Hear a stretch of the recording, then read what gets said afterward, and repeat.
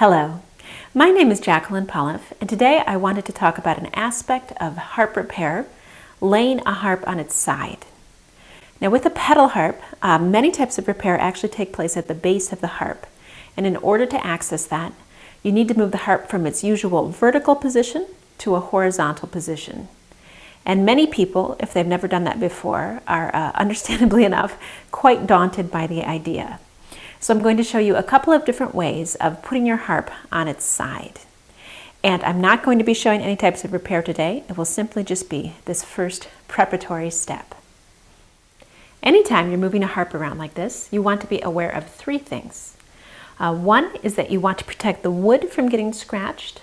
Secondly, you want to maintain good control of the harp at all times so you don't set it down a bit too hard.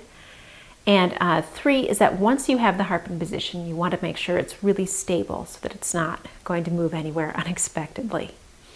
And for this first approach, all I'm going to do is I'm going to take the harp and tip it forward and then lean it up against this little bench here. And you'll notice that I have a rug on the floor underneath the harp to protect the wood down there. And this is an upholstered bench, which is great. I'm also using blankets or pillows. If you're using any kind of hard furniture to assist, can also work really well. So all I'm going to do is I'm going to keep one hand at the back of the harp, one hand on the column of the harp, and then I'm just going to start to tip forward. And as the harp tips, I'll move with it so that I'm holding the top of the column because there's really a lot of weight there. And then I'll just set it right down here on the rug and tip it up against this bench. At this point, you're really in quite good shape. The harp is nice and stable here. It's not wiggling at all. But if you had any concerns, you could go ahead and put another chair on this side just to add some more stability. And if you wanted, you could put a pillow or a blanket or something underneath the column where it's resting on the rug at the top of the harp. But otherwise, I think you'd be all set to move in and do your repair at the base of the harp. Once you had that completed, you could go ahead and stand your harp back up, just reversing what we did. So coming around to the top here and getting one hand on the knee block, one hand on the column, and then just boosting up. And as you boost, sliding your hands a bit with the harp to walk it back up into its vertical position.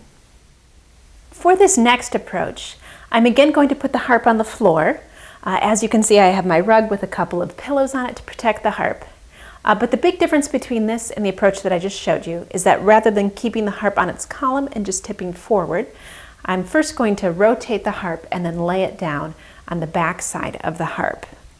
And when you're doing this, it's just like if you were putting a harp in a car this way. You want to make sure that you're putting the tuning pin side down, not the side with the discs, as those are a bit more fragile. So I'm going to come around, hand on either side of the harp, and then I'll just start to slowly tip. And as I tip, I'm actually going to get my leg underneath the harp a bit to put some of the weight there so that I can lower down, hopefully rather smoothly. And then we'll just put the column on that pillow and the knee block over here on this pillow. The harp is in really pretty good shape here. Of course, you could add additional pillows or blankets as needed to make sure it's really stable, but then you could access the base right here and go ahead and complete your repair.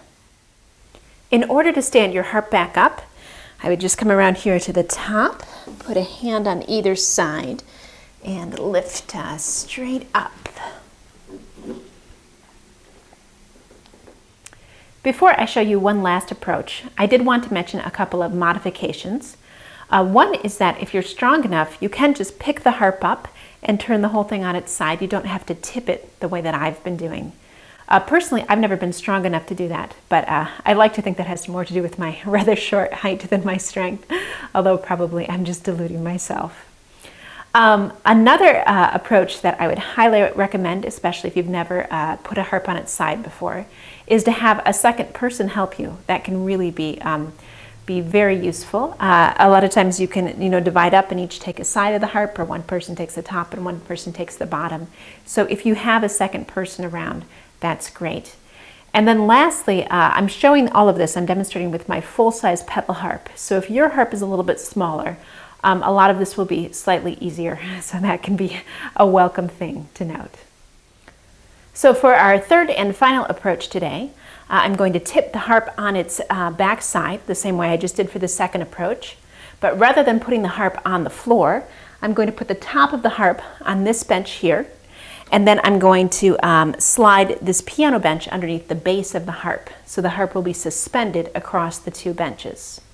And as you can see, I have this bench at a bit of an angle to accommodate the angle of the top of the harp.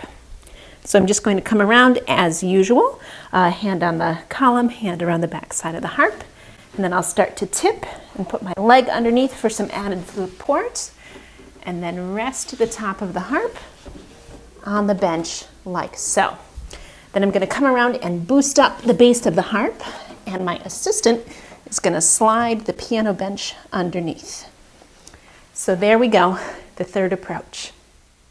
Although it might seem a little nerve-wracking to have your harp suspended like this, it's actually quite stable, and there are a couple of big advantages to this approach.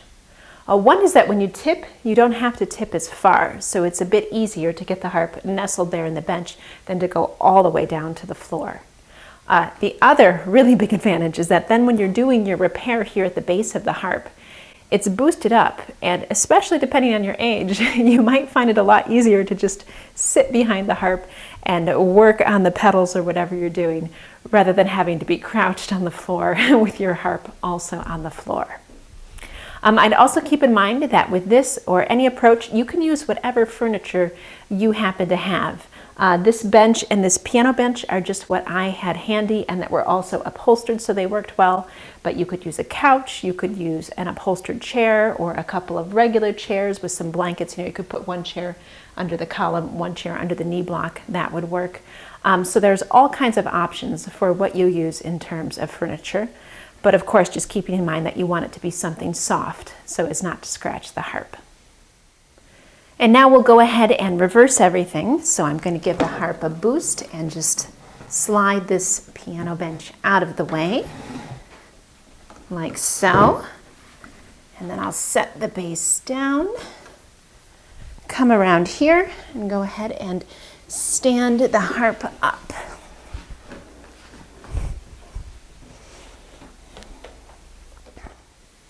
If you're about to try laying your harp down on its side, I hope this video has given you some useful information and a few different approaches that you could try. For myself, I've discovered that it's surprisingly hard to capture on film the entire process. I kept chopping off my head and different things like that in doing this video. So I have laid my harp down and put it back up at least a dozen times just now. And I'm feeling a little worn out. I'm going to go have a cup of tea, but good luck to you with laying your harp down.